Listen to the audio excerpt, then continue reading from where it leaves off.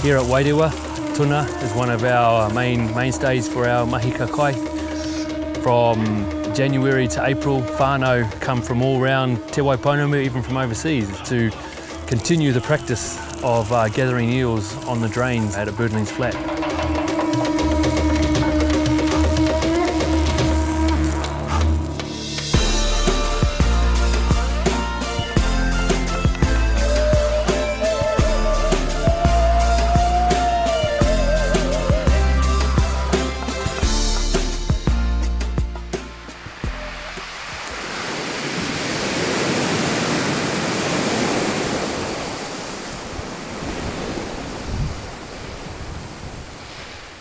Ko tūpoko o Tahu mata te mauka, ko ōkana te awa, ko Wairewa te roto, ko urua o te waka, ko kātiri kehu kati mako, ka hapū, ko kaitahu kāti mamoi, me waitaha ka iwi, ko Yei and Cramwell, tōku kua. When I was a little fella, I used to live in Werribee, Australia, just out of Melbourne. My grandmother came over and I remember her brushing my hair when I was about 4 years old, and she talked about, Te Waiponamu, South Island. She talked about Little River, Kaikoura, and just her connection to this area and just the stories, and it kind of just resonated in me. It kind of sunk deep into my heart to know that we're from here. And then when I finished my university degree, I wanted to come back, and we arrived at the Waitangi Marae. Sitting there one night, one of the kai hoi leaned over and asked me a question. He goes, "No hia koe?" And I just shook my head, and he goes, "Ko te hia tō maunga." So he asked where I was from, "What's your mountain?" And I couldn't answer him. And he goes, "The first thing you need to do is you need to go and find where your mountain is, your river, your lake, and find out, the in-depth story of who you are. I mean, you're Māori, but without knowing who you are, you need that sense of place, a place of belonging." I met Uncle France and Bill Rouse. Bill Rouse and Anna Rouse ended up being some of the ones who actually took me down to the drains and showed me the start of the process in catching eels. Taku mātou nei ka taki wiwini, taku mātou nei ka taki wāwana, taku mātou nei ka hika ka matera. Ara mai e te hau e ki taku nei ko awa. Tara wiwini, tara wāwana, kia ai he whakatau ka mau. Tara wiwini, tara wāwana e tua peka ki Wairewa e.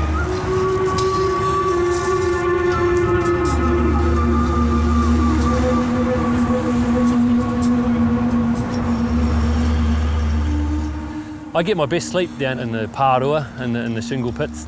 Before you go down, you should go down and clean it out, make sure that the pārua walls are up. There's good access for the tuna to get into the drains, into the ko awa. You get there early, move to the front of the drain, settle down and just relax. And if you're lucky enough, you're joined by someone, you can, a good kōrero. You can talk a lot of BS sometimes, but that's all part of it, You talk about how many got away, or the time that the drains were black, teeming with tuna, and that was last week. Where were you? But, for me, it's that connection, following in the footsteps of your ancestors, because 100 years ago, 150 years ago, our great-great-grandfathers were lying down in those shingle pits at the same thing, looking up the stars. The stars haven't moved. And they're still there, the mountains are still there, but when you're lying down there looking up the stars, you could be there 150 years ago and you could be there now.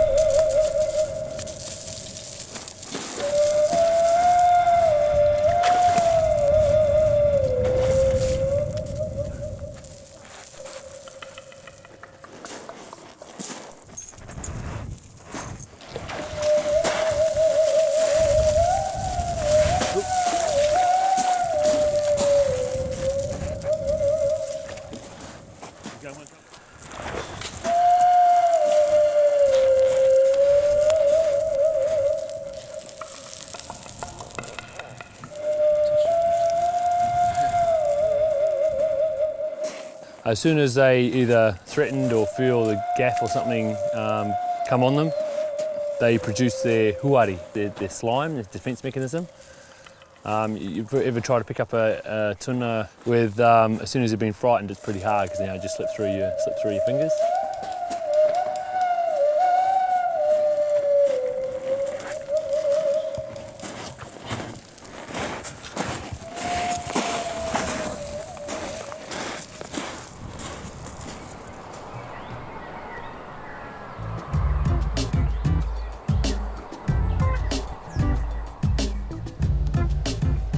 We actually put the eels in this tub and we put salt on top.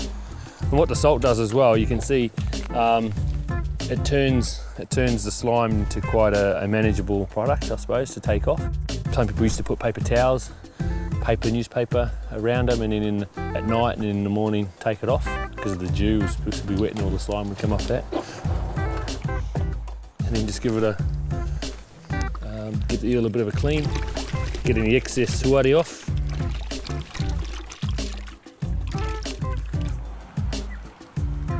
And then we hang it on the whata and just give it a wipe down.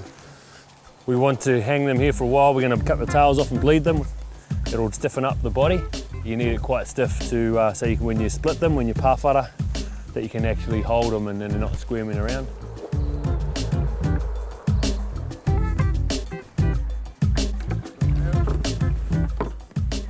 The first step now is to chop the head off. Next you can see the backbone, and there's actually a V. So what you try to do is cut in so you get into the innards and then run your knife along the backbone.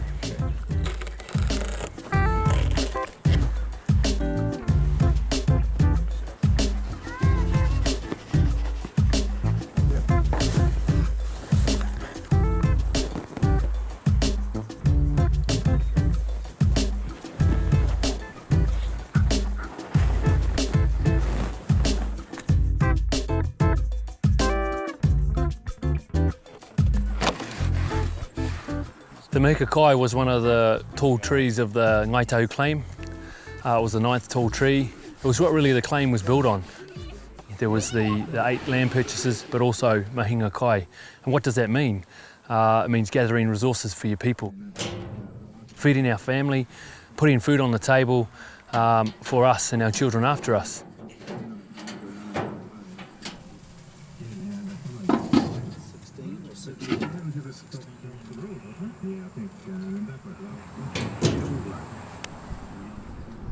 Our lake closed off in about the 1860s, and with the deforestation in its catchment, when it rained, a lot of sediment ended up washing into the lake, so the lake's become a sink. Just filled up with all the nutrients runoff from the catchment. This is a volcanic catchment, so there's a lot of natural phosphates flowing into the lake. And with the lake getting shallower because of the sedimentation coming up, actually the lake starts to get warmer, and with the lake getting warmer and with a bit of salinity coming in from the sea, that's a perfect environment for Nodulera spermagema to bloom. That is a blue-green algae. When it does bloom, it releases a filament and it turns the lake green. In 2005, 2006, we had one of probably the worst blooms we've seen in a while, and it killed about 2,000 eels. Those eels, when the filament's released, it gets stuck into their gills, and when they get stuck in the gills, they can't breathe. Nothing was being done by the statutory authorities. People were saying the lake was dying, but we didn't want to believe that here. One of our ideas was a permanent opening. Permanent opening was for the eels and the Mahinga kai, for the pātiki, for the inaka, for the tuna, for recruitment and the migration.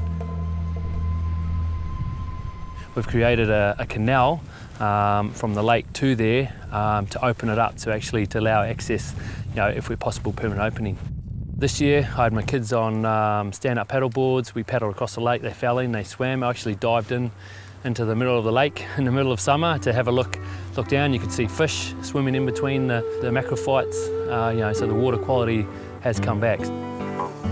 So we really have to work with the statutory authority to say, listen, in springtime we need the lake at 2.8 to 3 metres height. So therefore over the summer there'll be a lot of fish returning into the lake. And for the next generation, they will have eels on their dinner plates.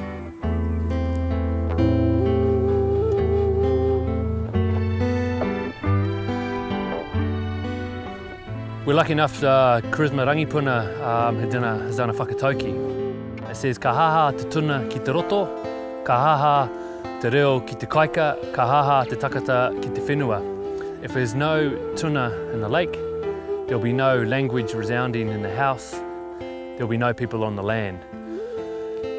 If the tuna are plentiful, you'll hear the language and you'll see the people.